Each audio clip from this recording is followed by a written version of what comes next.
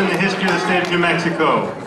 You know, John Kennedy said things don't just happen, people make them happen, and he was correct. And so, another round of applause for all the folks who worked hard to make this event happen today. And a round of applause for all the candidates.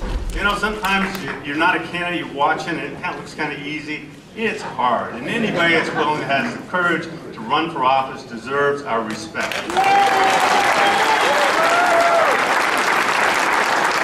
I think most of you know by now that I started my activism with Cesar Chavez and Dolores Huerta in California on the picket lines when they were trying to bring dignity to farmers. But most of you know me working side by side as the mayor of this great city of Albuquerque. And every step along the way, I've had your back. Like when we learned that the aquifer that we thought was unlimited was about to run dry. I took the challenge. I demonstrated the leadership and the action to make sure that this city had water for generations and generations to come. That project, and not everybody running for this seat supported that project, was the single largest public works project in the history of the state of New Mexico, and fellow Democrats, built 99.9% by labor.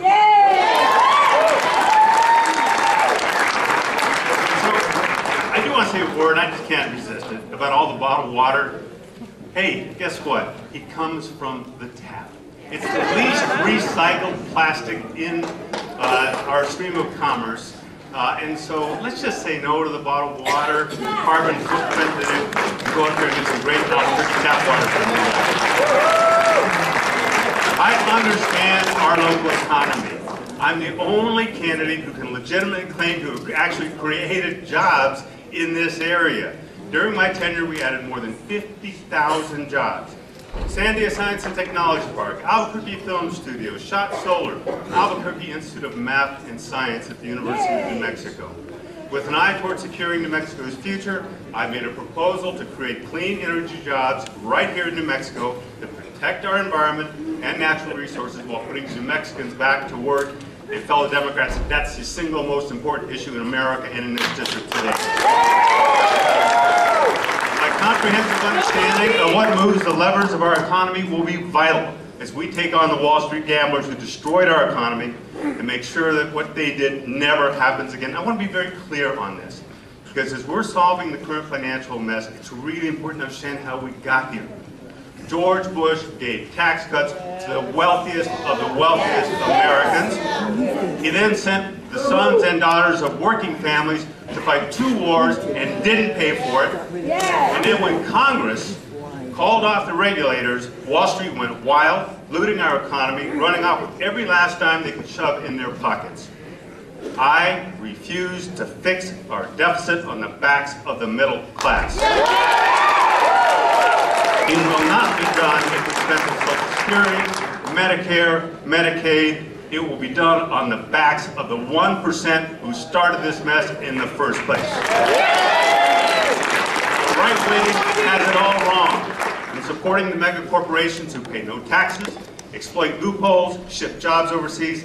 Just last week convening a panel of all men to talk about birth control. We can't afford another 2 years of John Boehner, Paul Ryan, and their Tea Party cohorts. Our core values are under attack from right-wing extremists. We need tough leaders who can stand strong against them, and that's my record. Make no mistake about it. They want to destroy, dismantle Social Security, Medicare, Medicaid, and you need a leader that has a record of accomplishment to make sure that doesn't happen. Now, over the next few months, we're going to hear a lot about the candidates on TV and direct mail.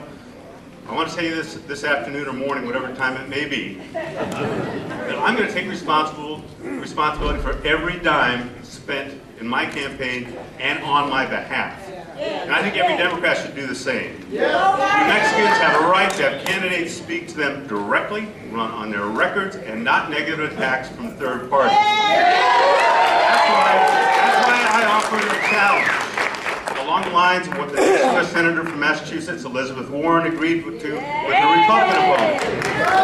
To say no third-party expenditures. That's the kind of Citizens United allowed. Can't we, as Democrats in this primary, at least agree? No third-party expenditures. We are Democrats.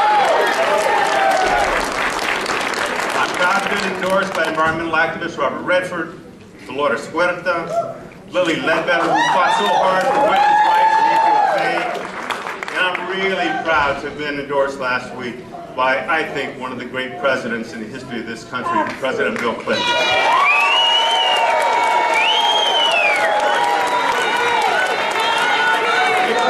We're going to hear a lot about the different candidates and the choices that we have.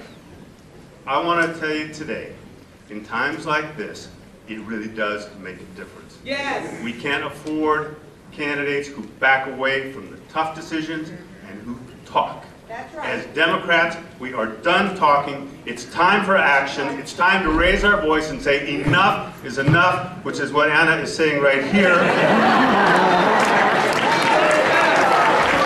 time for tough leaders who know how to get things done and deliver the results we need. I'm running for Congress to represent you, hard-working, grassroots Democrats, New Mexicans. When I get back to Washington, you'll never have to wonder who has your back. I've always had your back. I will always have your back. Thank you so much. God bless New Mexico.